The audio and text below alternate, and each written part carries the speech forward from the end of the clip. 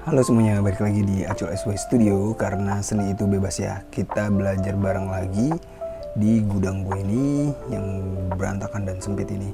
Tapi kita tetap belajar, walaupun tadi gue habis ngelukis-ngelukis, kena baju dan semuanya, dan biarin lah ya. Hari ini kita mau belajar lagi, dan kali ini kita mau belajar apa itu Bitcoin ETF. Nah, buat teman-teman termasuk gue juga yang belum tahu banget apa itu ETF, kita belajar bareng-bareng kali ini. Oke, seperti biasa gue carinya di ChatGPT. Jadi kalau ada apa-apa, tanya ke ChatGPT aja ya, benar apa enggak, karena gue cuma nanya aja. Oke, langsung aja. Apa itu Bitcoin ETF? Bitcoin ETF atau Exchange Traded Fund. Nah, jadi ETF itu Exchange Traded Fund. Bitcoin ETF adalah jenis reksadana yang diperdagangkan di bursa yang melacak harga Bitcoin. Dengan kata lain, Bitcoin ETF memungkinkan investor untuk mendapatkan eksposur terhadap pergerakan harga Bitcoin tanpa harus langsung membeli, menyimpan, atau mengelola Bitcoin itu sendiri. Nah, jadi gitu ya. Jadi ETF itu buat orang-orang yang takut lah ya, misalnya kalau gua beli Bitcoin sendiri terus gimana ya, hilang nggak ya, bisa nggak ya, karena kan ini baru ya, Bitcoin itu baru, masih takut nih. Nah, mereka biasanya boomer atau orang-orang yang udah tua ya, udah mbah-mbah gitu, takut kan, nggak ngerti juga, makanya mereka belinya ETF. Jadi ibaratnya kayak reksadananya gitu ya. Oke, lanjut. Bagaimana cara kerja Bitcoin ETF?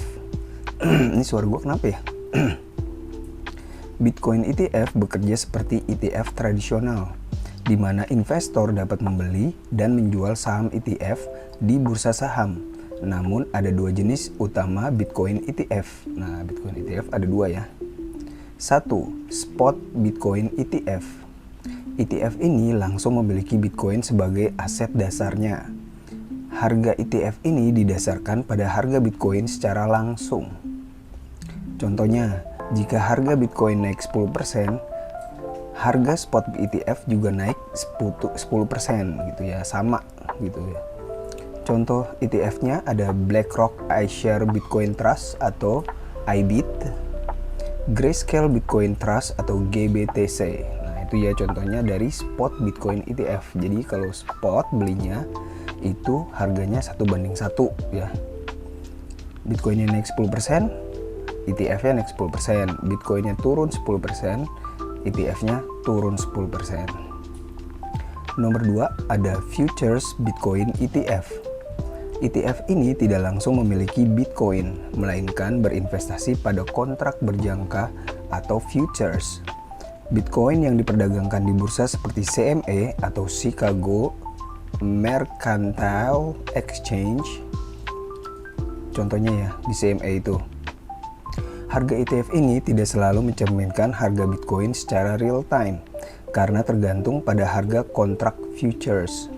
Contoh ETF-nya ProShare Bitcoin Strategy ETF atau BITO.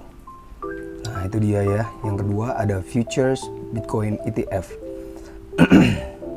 Kalau futures maksudnya apa ya? Kontrak berjangka futures gitu ya. Nggak begitu ngerti juga gue futures, gue nggak pernah main futures soalnya, jadi nggak tahu, taunya spot doang. Lanjut, keuntungan Bitcoin ETF. 1. Mudah diperdagangkan. Investor bisa membeli Bitcoin ETF melalui platform bursa saham tanpa harus membuat dompet kripto atau memahami cara menyimpan Bitcoin. Nah, jadi sangat mudah untuk pemula lah ya. Kedua, regulasi yang jelas. Bitcoin ETF umumnya diawasi oleh regulator seperti SEC atau Securities and Exchange Commission di Amerika, sehingga lebih aman dibandingkan membeli Bitcoin di bursa kripto yang bisa mengalami kebocoran atau penipuan. Itu ya, buat orang-orang yang takut gitu, kalau kayak tadi mbah-mbah gitu, takut kan ya, nggak mau ngerti juga, mungkin dia kepalanya udah mumet gitu ya, jadi belinya langsung aja. 3. Diversifikasi portfolio. Investor bisa memasukkan Bitcoin ke dalam portfolio investasi tanpa harus secara langsung membeli aset kripto. Nah itu ya, misalnya si Mbah ini pengen punya Bitcoin tapi dia takut buat beli aset kriptonya langsung, dia bisa beli ETF-nya aja. Terakhir, ada keamanan yang lebih baik. Tidak perlu khawatir soal pencurian atau kehilangan kunci pribadi karena Bitcoin ETF dikelola oleh institusi keuangan besar. Nah ini balik lagi ke mbah-mbah tadi, jadi dia nggak usah takut soal Bitcoinnya dicuri atau dia private key-nya lupa gitu. Jadi karena itu udah dikelola. Resiko Bitcoin ETF. 1. Biaya manajemen. Bitcoin ETF biasanya memiliki biaya pengelolaan yang bisa mengurangi keuntungan dalam jangka panjang. Ya, sebagaimana kita tahu, ini kan dikelola oleh institusi, jadi kita harus bayar biaya manajemen, biaya fee-nya ya. 2. Perbedaan harga atau tracking error.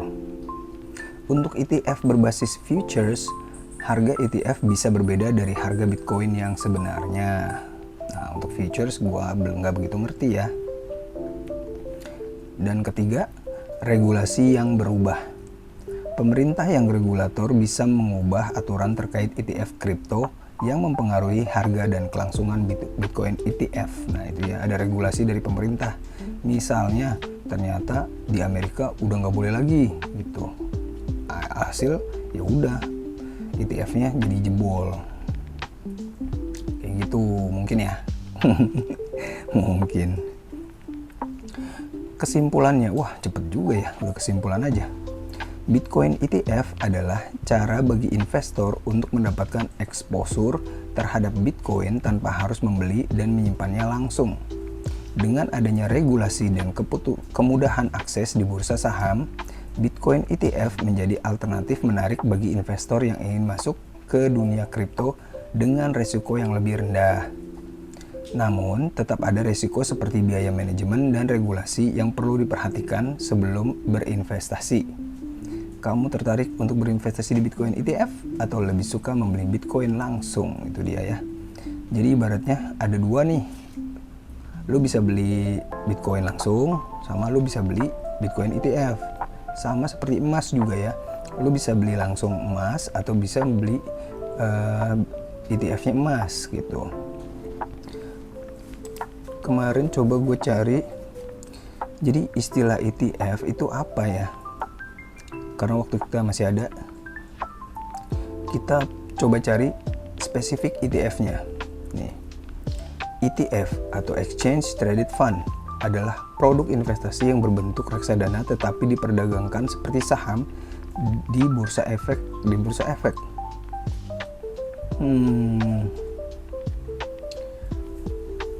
Bentuknya kertas bener nggak sih? Bursa saham kan berbentuk kertas ya, berapa lot gitu. Satu lot BNI isinya 100 sampai 1000 ya, 1000 saham. Ibaratnya kayak kertasnya gitu ya. Jadi satu kertas ini mewakili satu Bitcoin misalnya gitu. Bener nggak sih?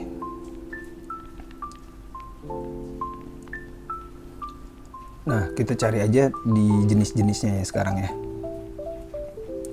Jenis-jenis ETF. Biar kita lebih masuk ke dalamnya.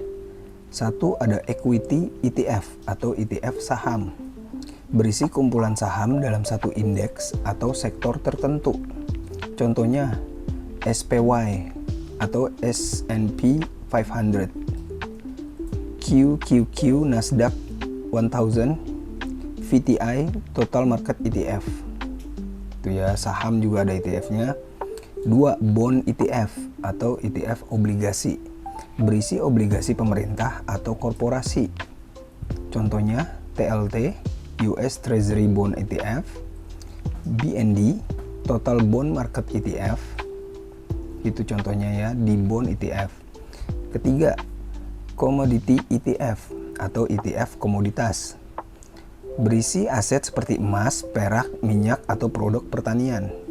Contohnya GLD atau Gold ETF yang tadi kita bahas ya. USO, Oil ETF. Nomor 4 ada cryptocurrency ETF, berisi aset kripto seperti Bitcoin atau Ethereum dalam bentuk yang dapat diperdagangkan di bursa. Contohnya GBTC atau Grayscale Bitcoin Trust, ada EBIT atau iShare Bitcoin Trust. Nomor 5 ada iFirst dan Leverage ETF. iFirst ETF naik pada saat pasar turun, digunakan untuk hedging. Leverage ETF menggunakan leverage atau utang untuk meningkatkan potensi keuntungan dan resiko. Tunggu motor lewat dulu. Contohnya SQQQQ 3 kali inverse Nasdaq, TQQQ 3 kali leverage Nasdaq. Wah, anjrit, gua gak ngerti inverse sama leverage. Leverage itu berarti kita pakai utang ya. Inverse itu naik pada saat pasar turun. Ntar kita belajar lagi ya. Terakhir ke-6, tematik ETF. Fokus pada industri atau tren tertentu seperti AI, kendaraan listrik, atau blockchain. Contohnya ARKK atau ETF inovasi, dan LIT atau ETF baterai lithium.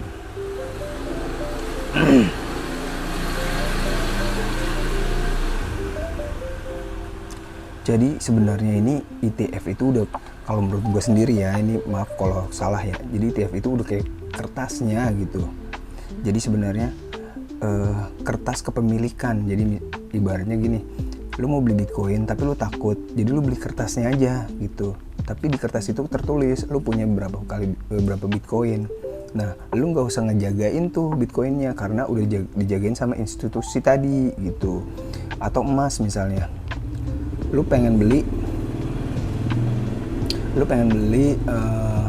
berapa ton emas gitu ya, kan takut tuh ngejagainnya berapa ton emas tuh di rumah misalnya. Nah, lu beli ETF-nya aja, kertasnya aja. Di kertasnya tertulis 1000 ton emas gitu. Kalau menurut gue ya, yang gue tahu karena di sini penjelasannya mungkin nggak masuk buat gue ya, karena di sini penjelasannya penjelasannya itu adalah produk investasi yang berbentuk reksadana tetapi diperdagangkan seperti saham di bursa efek. Produk investasi yang berbentuk reksadana tetapi diperdagangkan seperti saham di bursa efek. Begitu produknya, tapi bisa diperdagangkan di bursa efek gitu. Mungkin ceks, tapi gimana sih jelasinnya? Mungkin ceks ya, kayak ceks kita sama aja jual beli Bitcoin, tapi ini seperti di saham gitu kali ya. Oke deh, jelimet ya. Itu dia pelajaran kita kali ini, jelimetannya soal ETF Bitcoin dan contoh-contoh ETF tadi. Nanti kita belajar lagi di video-video selanjutnya. Oke, kalau yang bingung silahkan komen aja karena gue juga bingung. Thank you semuanya, dadah.